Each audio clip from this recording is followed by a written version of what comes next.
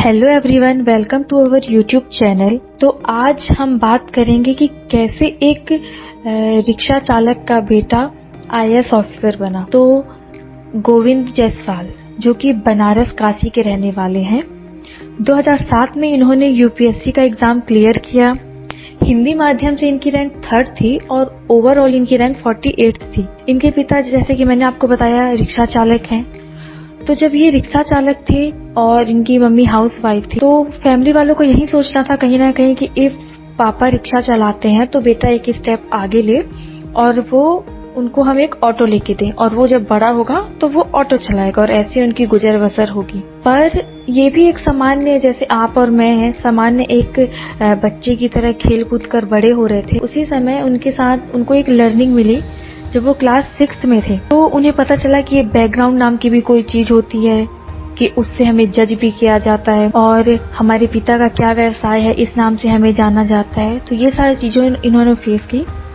हुआ ये कि जब ये क्लास 6 में थे, इनके साथ एक इंसिडेंट हुआ। ये अपने एक दोस्त के घर में खेलने गए हुए थे। ये खेल कूद कर रहे थे, इतने में उनके दोस्त के फादर आते हैं और उनसे पूछते हैं कि आपके पिताजी का क्या नाम है। तो जब उन्होंने अपने पिताजी का नाम बताया तो वे उन्हें नहीं जानते थे। तो उन्होंने पूछा कि आपके पिताजी करते क्या है। गोविंद सर ने जब बताया कि वो एक रिक्शा चालक हैं, तो उनके दोस्त के फादर ने उन्हें बहुत ही अपमानजनक भाषा यूज करते हुए उन्हें घर से बाहर निकाल दिया। और वो काफी टाइम तक समझ नहीं पा रहे थे कि उनके साथ हुआ क्या।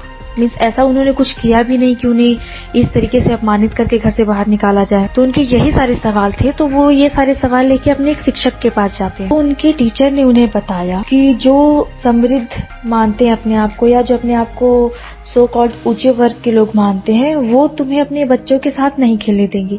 रीजन है तुम्हारा बैकग्राउंड। तो उन्हें तब भी बात समझ में नहीं आ रही थी। उन्होंने फिर अपने शिक्षक से पूछा कि फिर मैं अपना बैकग्राउंड कैसे चेंज कर सकता। तो उनके टीचर को भी उस टाइम पे हंसी आ रही थी कि जो 6th क्लास का बच्चा है, जो कि सिर्फ अभी 12 साल का है, वो ये सारी बैकग्राउंड की बातें, ये सारी बातें अभी से क्यों दिमाग में ऐसे कुछ उनके हावी हो रही हैं। तो फिर भी उनके टीचर ने उन्हें बताया कि 2 ही तरीके हैं जिससे तुम अपना बैकग्राउंड चेंज कर सकते हो।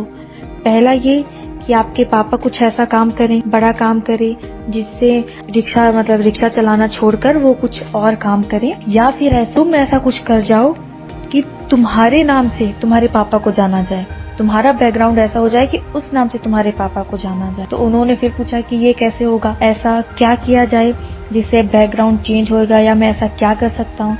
तो उन्होंने बताया या तो तुम कोई बिजनेस कर सकते हो, या तुम जो यूपीएससी का एग्जाम वगैरह क्लियर करके, तो वहाँ से उन्हें यूपीएससी के एग्जाम के बारे में पता चला कि आप ये एग्जाम क्लियर करके एक बहुत बड़े ऑफिसर, आईएएस ऑफिसर बन सकते हैं। और उसी दिन उन्होंने डिसाइड कर लिया था कि उन्हें ये एग्जाम क्लियर करना है, जबकि वो सिर्फ 6th क्लास में थे और सिर्फ 12 साल के थे। उन्हें ये बिल्कुल भी नॉलेज नहीं थी कि ये एग्जाम कैसे क्लियर होगा, इसके लिए क्या करना पड़ता है। उन्हें इसके बारे में कोई भी उस टाइम पे बेसिक नॉलेज भी नहीं थी।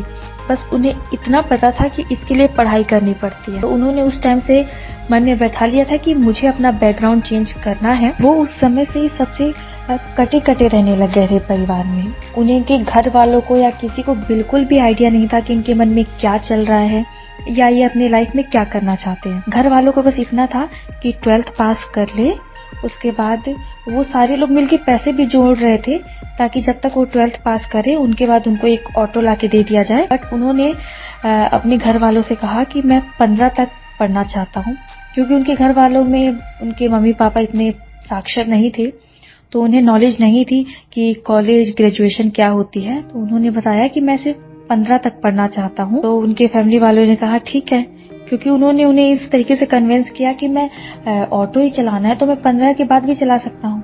उनकी इच्छा थी पढ़ने की, तो वो पढ़ना चाह रहे थे। तो इसी बीच में उनकी माँ की भी डेथ हो गई।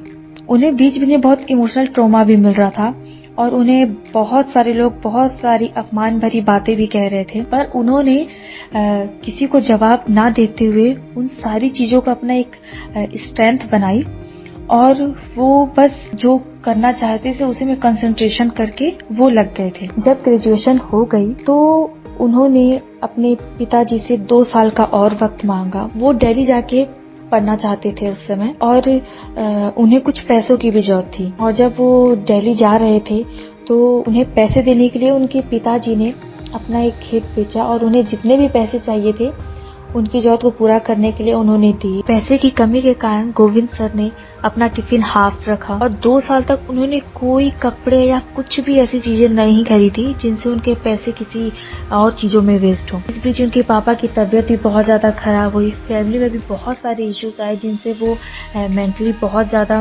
वीक पड़ रहे थे। पर उन चीजों को वो उस टाइम पर वीक ना पड़कर उन सारे इमोशंस को उन्होंने अपनी स्ट्रेंथ बनाई कि एक बार मैंने अगर ये कर लिया तो मैं हमेशा के लिए अपने परिवार की सारी प्रॉब्लम सॉल्व कर सकता हूँ। और उन्होंने दिन रात हार्ड वर्क किया और फाइनली 22 साल की उम्र में उन्होंने अपने फर्स्ट अटेम्प्ट में यूपीएससी का एग्जाम क्लियर किया। उनकी 48th रैंक थी और फिर उन्होंने देखा कि समाज कितनी तेजी से बदलता है, उनका बैकग्राउंड कितनी तेजी से चेंज हुआ। जो रिश्तेदार उन्हें जानते नहीं थे, दूर दूर से उनके रिश्तेदारों के कॉल आने लग गए।